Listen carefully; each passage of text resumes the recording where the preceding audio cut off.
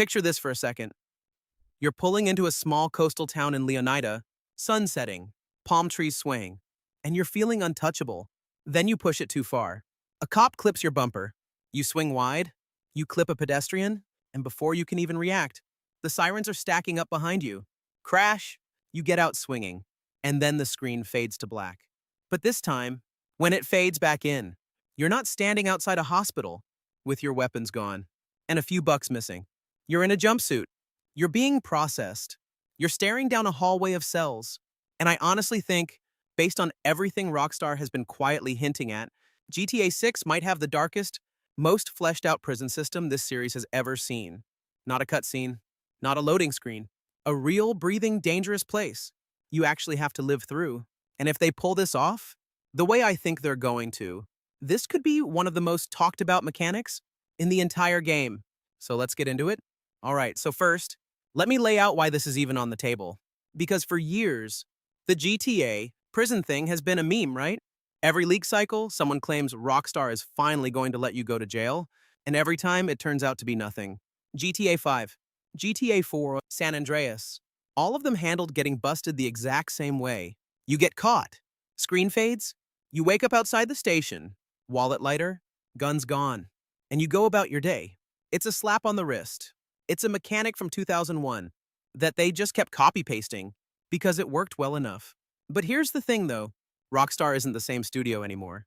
After Red Dead 2, after what they did with Arthur's story, after the level of grounded, gritty consequence they baked into that world, going back to screen fades, you're free, would feel lazy.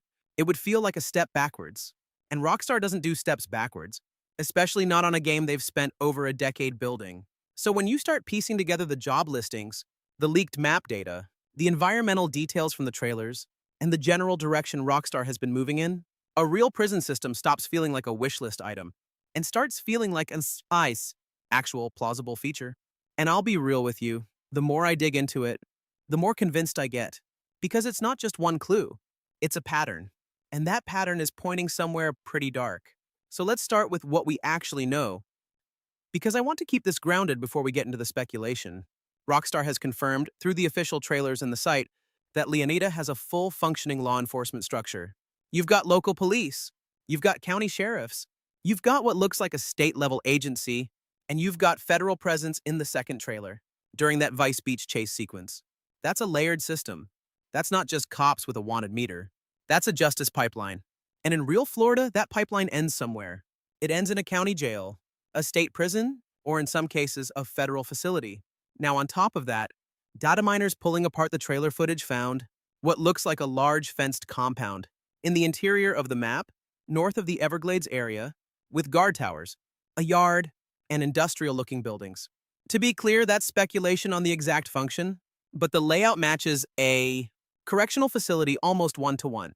And then you've got the job listings. Rockstar has been hiring for systemic AI behavior for confined NPC populations and long-term player state persistence, which is basically corporate speak for NPCs that act realistically in enclosed space, and player conditions that carry across sessions. You put those two job listings next to a fenced compound on the map, and you tell me that's a coincidence. I don't buy it. I think Rockstar has been building this quietly for years, and they've been careful not to tease it directly because they want it to hit as a real reveal moment, when people first get arrested and realize the screen isn't fading. It's loading them into somewhere new. Now let's take a step back for a second, because I want to talk about why this matters thematically, not just mechanically. Jason and Lucia. That's your duo. Rockstar has already confirmed this is a Bonnie and Clyde story, and they've leaned into the crime and consequence angle harder than any protagonist setup they've ever done. In GTA 5, Michael, Trevor, and Franklin all had heat on them, but the heat was mostly narrative dressing. You never felt like the walls were closing. With Jason and Lucia, Rockstar has been pushing this idea that every score has a cost, that the cops are actually a threat, and that these two are running from something real. And Lucia specifically, we already know from the first trailer, has been incarcerated. That's not a fan theory. That's on screen. She's in a jumpsuit. She's being processed. She's being released. So if Rockstar is opening the game with a shot of one of your protagonists inside the system, you cannot tell me they're not going to let you experience that system yourself at some point. It would be storytelling malpractice. It would be showing you the loaded gun in Act 1 and never firing it. And Rockstar doesn't miss those setups. Red Dead 2 telegraphed Arthur's fate with a cough in Chapter 2 and paid it off across 60 hours. This is the same studio. The prison isn't just a mechanic. It's a thematic anchor. It's the thing hanging over Jason and Lucia's entire arc, and giving the player the ability to actually end up there, to actually walk those halls, to actually feel that stakes elevator drop. That's how you make a crime game feel like. It has weight in 2026. Instead of feeling like a cartoon. So let's talk about what it might actually look like. And this is where I'm going fully into speculation. So take it with a grain of salt. Based on the map data, the environmental clues, and the way Rockstar has been talking about persistent world systems, I think the prison experience is going to have tiers. Tier 1 is county lockup. Low-level crimes. You sit for a short in-game period. You might have to do a small activity to get released early, and you lose some progression. Tier 2 is medium security state prison. This is where the bigger heists gone wrong land you. And this is where I think the actual gameplay loop kicks in. You'd have a yard, you'd have cells, you'd have inmate factions, you'd have guards you can befriend or antagonize, and you'd have escape opportunities. And Tier 3, this is the crazy one, would be a maximum security federal facility that unlocks late in the story. If you push the wrong buttons, that's where the darker stuff lives. Solitary, violence between inmates, corruption, guards taking bribes, contraband economies. And I think Rockstar is going to lean into all of it, because the whole point of setting a game in Florida is that Florida has one of the most notorious, most publicized, most brutal prison histories in the country. If you're going to build a satirical Florida, you cannot skip the prison industrial complex. It's baked into the setting. And Rockstar's satire has always worked best when it holds a magnifying glass to something real. This is exactly the kind of institution they'd love to skewer, and I think they're going to skewer it hard. Now here's why this matters for the bigger picture. If Rockstar actually delivers a real prison system, it changes the entire risk-reward calculation of every single thing you do in the open world. Right now, in every GTA game ever made, dying and getting busted are basically the same thing. Small penalty, back on the map. That's why players just don't care. That's why 5-star chases end in a fireball, because there's no real reason to try to survive. But if getting busted means you're actually going to lose hours of your time, actually going to have to break out, actually going to face consequences that persist, suddenly every decision has weight. Suddenly you're thinking twice before you draw on a cop. Suddenly stealth matters. Suddenly the getaway is the most important part of the heist, not the score itself. That is the generational leap. That is what takes GTA from being a chaos sandbox to being a genuine crime simulator. And I think Rockstar knows this. I think they've been quietly building toward this, because they know the audience has grown up.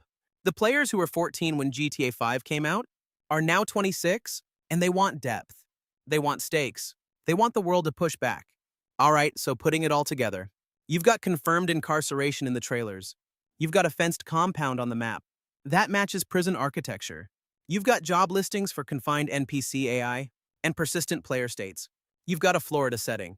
That begs for prison satire. You've got a Bonnie and Clyde narrative, built on consequence. And you've got a studio that just spent 7 years building the most detailed world ever made, and would not waste any of those systems on a fade-to-black gag from 2001. Every arrow is pointing the same direction, and that direction is dark. That direction is a Rockstar-quality, fully realized prison system that we've never seen in this franchise before. And honestly, that blows my mind a little bit, because if they nail this, it's not just a mechanic. It's the emotional core of the entire game. It's the thing that makes Jason and Lucia's freedom feel earned. It's the thing that makes every heist feel real. And in the next video, I'm going to break down the exact escape routes I think Rockstar has hidden in the map, including one spot in the Everglades that I'm almost certain is a planned breakout sequence. So if you want to catch that one, hit subscribe so you don't miss it. Drop me a comment and let me know, do you actually want a real prison system in GTA 6? Or do you think it'd slow the game down too much? I want to hear it. I appreciate y'all watching. I appreciate you sticking with me all the way through. And I'll see you in the next one. Peace.